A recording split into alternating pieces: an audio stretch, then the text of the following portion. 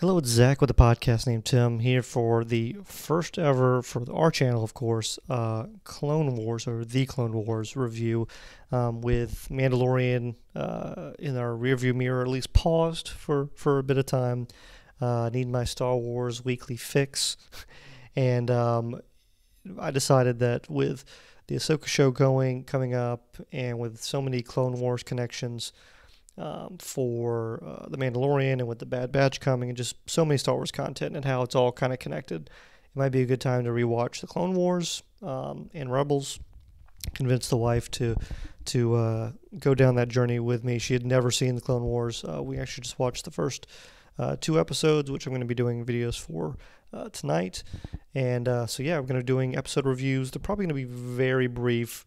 Just because it's less grand in some respects than The Mandalorian, but just my 2 cents. If there's anything interesting that I picked up on in the episode, and just kind of something to keep the Star Wars going while we wait for the Bad Batch and for Ahsoka and for everything else. Still going to be doing book reviews, working on Thrawn, Chaos Ascending, and some other things. Right now, but we'll get some more stuff out of here, and of course Power Ranger reviews. So thumbs up, like, share, subscribe, all that good stuff. But let's get into the first review. We're going to be doing these chronologically, so there are a couple episodes that are out of order, and after these first two episodes I'm going to be doing the theatrical movie that was released, because that is the next chronological part. But the first chronological episode is entitled Cat and Mouse. It is actually episode 16 from season 2, and it aired on March 20th, 2010. Excuse me, in the UK, and March 2016 in the US.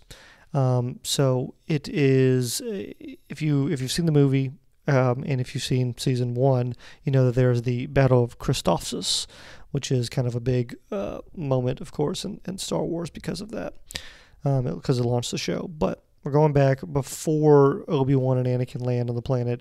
There's basically a blockade in place, and they are trying to get aid to Senator Organa, who's leading a mercy mission. And what's really great about this is we get a couple of different things.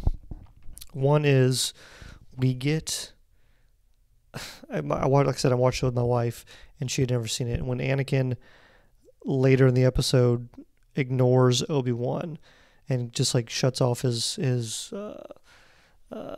communicator when he's trying to talk, it's like, I'm just gonna do what I want to do. She was like, "Oh, what's ignoring your master?" Basically. And I said, the Clone Wars is a very slow descent for Anakin into what he's going to become at the end of Revenge of the Sith.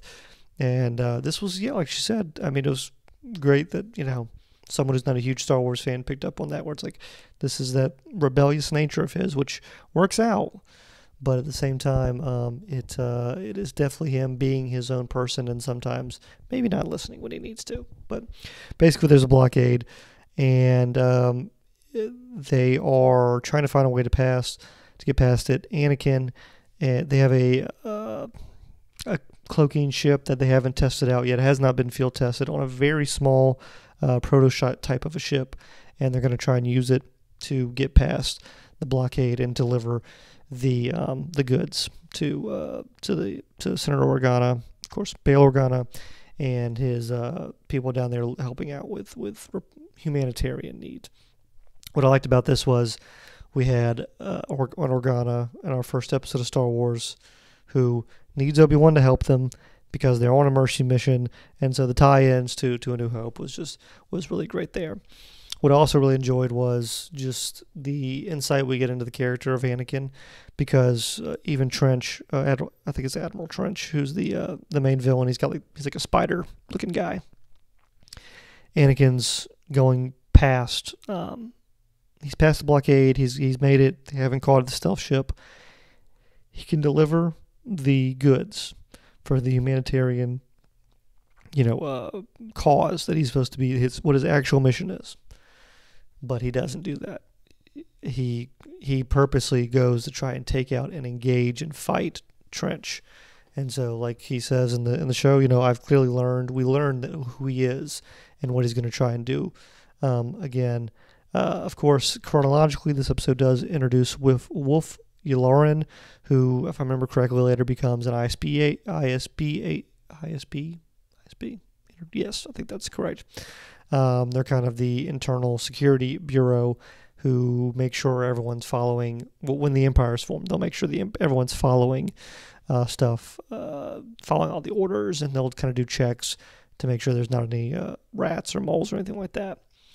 And but he's there now, and we kind of get his great over the top voice, fantastic, just excellent voice. And it's a pretty basic episode as far as what actually happens, but just the tie-ins with the New Hope, with that aspect of it, I just really enjoyed. And of course, this time it's a Skywalker, it's Anakin Skywalker coming to the aid of Organa, and not the one who's the impediment and the captor.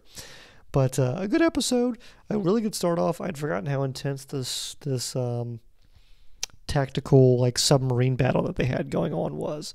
But a good start off, much better of a kickoff chronologically to the series than the actual movie is, which we'll get into here coming up. So thank you all for checking it out. Again, please give like the video, thumbs up, all that good stuff. Again, these are going to be a little quicker than some of the other videos, just because you've probably already seen it. It's just kind of get some interesting thoughts and some discussion points. Did you have anything that you picked up in the episode? I'm not quite the lore junkie. This isn't Star Wars Explained, who you should watch. He's great.